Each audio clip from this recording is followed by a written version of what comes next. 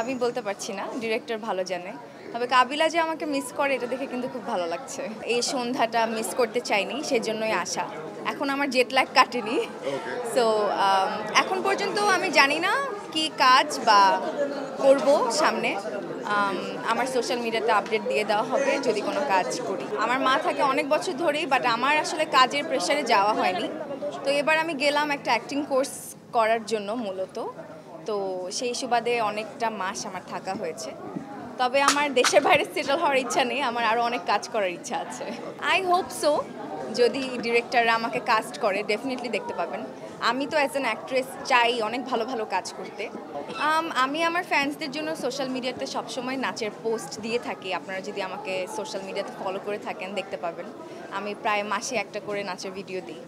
So নাচ যেহেতু আমার প্রথম ভালোবাসা, নাচ থেকেই আমার আসলে ইন্ডাস্ট্রিতে আসা।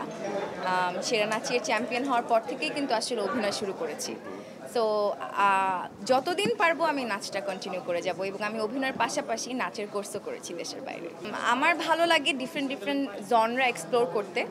অ্যাক্টিংয়ে যেরকম আমি চাই বিভিন্ন রোলে নিজেকে দেখতে, নাচেরও কিছু আলাদা ক্যাটাগরিজ আছে। নাচেও আমি ভার্সেটাইল থাকতে চাই, বা আমি নিজেকে ভার্সেটাইলভাবে দেখতে পছন্দ করি। ওইভাবেই আসলে হঠাৎ করে সমুদ্রের পাড়ে ঘুরতে যাব ভাবছিলাম। আম্মু বলছিল চলো সমুদ্রে যাই, তা আমি বললাম যে তাহলে আমি আজকে শাড়ি পরে যাব, একটা ছোট ভিডিও বানাবো। দর্শকরা যে এত পছন্দ করবে এটা আনএক্সপেক্টেড ছিল, but thank you, I love you my audience, thank you.